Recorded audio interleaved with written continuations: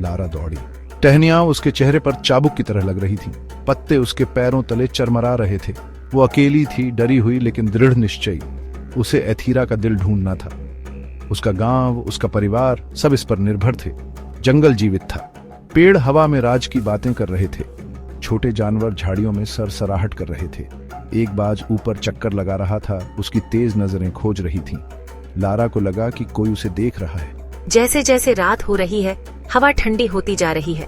परछाइयां लंबी उंगलियों की तरह फैल रही हैं। लारा ने खुद को गले लगाया, कांपते हुए। वह घंटों से दौड़ रही थी। उसे आराम करने की जरूरत थी, लेकिन रुकना बहुत खतरनाक था। अचानक रात में एक चीख गूंजी। ये पास था। इससे लारा की रीढ़ में सिहरन दौड़ गई। डर ने उसे आगे बढ़ाया। उसे चलते रहना था। उसे दिल ढूंढना था। लारा लड़खड़ाते हुए एक समाशोधन में पहुंची। बीच में चांदनी में नहाया हुआ एक भेड़िया खड़ा था, लेकिन यह कोई साधारण भेड़िया नहीं था। इसका फर चांदी की तरह चमक रहा था। इसकी आंखें एक अलौकिक रोशनी से चमक रही थीं। लारा जम गई। उसकी सांसें उसके गले में अटक गईं। भेड़िए ने अपना सिर झुकाया। उसे एक अजीब बुद्धिमत्ता से देख रहा था। उसने उसकी ओर एक कदम बढ़ाया और फिर दूसरा। मेरा हाथ सहज ही मेरे बेल्ट पर लगे खंजर की ओर जाता है। उसके आश्चर्य के लिए भेड़िए ने समर्पण के भाव में अपना सिर नीचे कर लिया। इसने अपने थूथन से उसके हाथ को धक्का दिया। उसे आगे बढ़ने का आग्रह किया। मैं हिचकिचाती हूँ, फिर धीरे धीरे उसके फर को छूने के लिए हाथ बढ़ाती हूँ। ये आश्चर्यजनक रूप से गर्म लगता है। उसके ऊपर शांति की अनुभूति छा गई। भेड़िया मुड़ा और पेड़ों में वापस समा गया।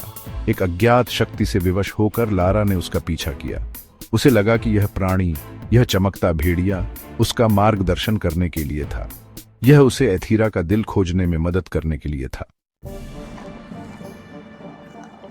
भेड़िए ने लारा को जंगल से होते हुए ले जाया। उन्होंने घंटों तक यात्रा की। केवल उनके पैरों की हल्की आहट जंगल के फर्श पर सुनाई दे रही थी। पेड़ पतले हो गए, जिससे दूर एक विशाल पहाड़ दिखाई दे रहा था। इसकी छोटी धुंध में डूबी हुई थी।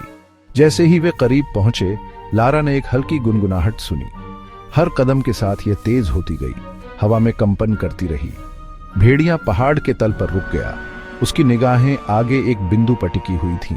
मैं उसकी निगाहों का पीछा करती हूँ और हाँफ जाती हूँ। एक झिलमिलाता पोर्टल, जो नग्न आंखों से लगभग अदृश्य था, पहाड़ की ढलान पर धड़क रहा था। यह ऊर्जा से चटक रहा था।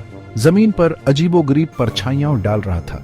ऐसा लग रहा था कि गुनगुनाहट की आवाज पोर्टल से ही निकल रही है, उन्हें करीब बुला रही है। लारा का दिल जोर से धड़क रहा था।